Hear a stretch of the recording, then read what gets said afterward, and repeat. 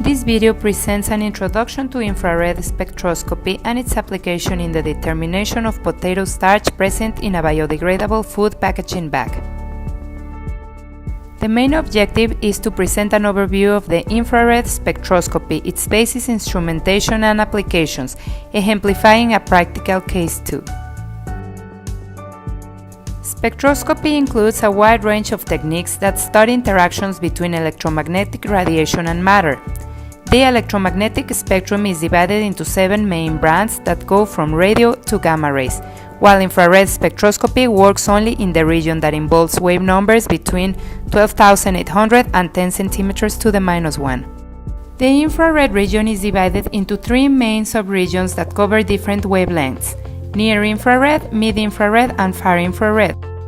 The technique is based in the ability of molecules to absorb specific frequencies of electromagnetic radiation depending on the components in their structure. Changes in the energy state of molecules reflecting the vibration of its bonds. Most bond vibrations are due to bond stretching or bending. Each bond generates a different vibration and absorbs different frequencies of the ER spectrum. Absorption occurs when the frequency of absorbed radiation is equal to the frequency of the bond vibration. The equipment generates a beam that impacts the sample. Only a fraction of the ER wavelengths will be absorbed by the analyte. Changes between energy emitted and energy that passes through are measured. Therefore, structural and compositional information about molecules can be obtained. In this video, we will be using a Fourier transform spectrometer. The instrumentation is the following. Number 1, the source of ER radiation. Number 2, the interferometer that produces a signal resulting from the interference of 2 beams. Number 3, the samples.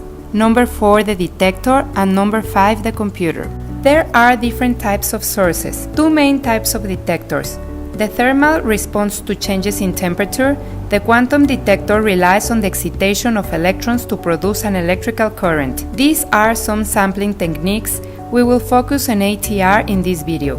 For the sample preparation, solids require the mixture with a potassium bromide salt to form a pellet that is introduced into the equipment in some cases. Liquids and gases are easier to manage. A spectrum plots the amount of light that passes through the sample as percentage of transmittance on the y-axis versus wave number on the x-axis in centimeters to the -1. Main applications can be pharmaceutical and biomedical, petrochemical, textile and cosmetics fields, as well as food industry, for example analyzing fat, protein and lactose components in milk.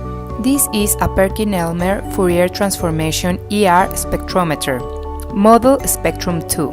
It is a very friendly equipment, easy to run and can be portable. It runs between a range of 8,300 to 350 centimeters to the -1 when using the traditional potassium bromide pellet for the samples. When using the ATR device, only in a 400 to 350 centimeters to the -1 range. These are the parts of the equipment. The power button. The ATR device is for placing the samples. It has a diamond to give Spectrum 2 a great sampling simplicity. It is possible to run solid, gel, and liquid samples without having to make the pellets. The sample needs to be placed here. Equipment needs to be cleaned previously. The arm is adjusted to reach an 80% of pressure strength. This sample device is easier, faster, and needs less sample. Inside this box, we have the optional device for analyzing potassium bromide pellets, the ER source, and the detector. In this place, a microscope can be coupled if wanted. The spectrum is connected to a computer using a software called Spectrum 10 to generate the spectrum graph.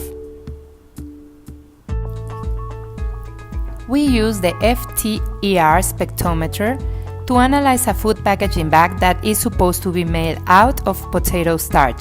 Starch is used in combination with synthetic polymers to accelerate biodegradability. We also run the equipment to sample a polyethylene bag and powdered starch to compare.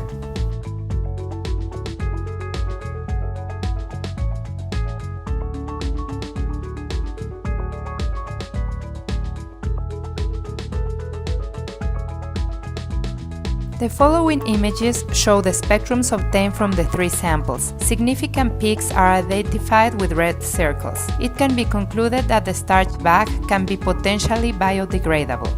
When comparing starch bag and polyethylene bag, only 2 peaks match.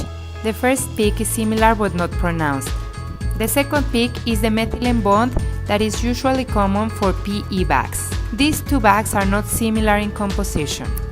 Comparison between starch bag and starch powder shows 4 similar peaks. 2 of them match ether and hydroxide groups from starch, degradable polymer PBTA that is commonly added for structural support in these bags.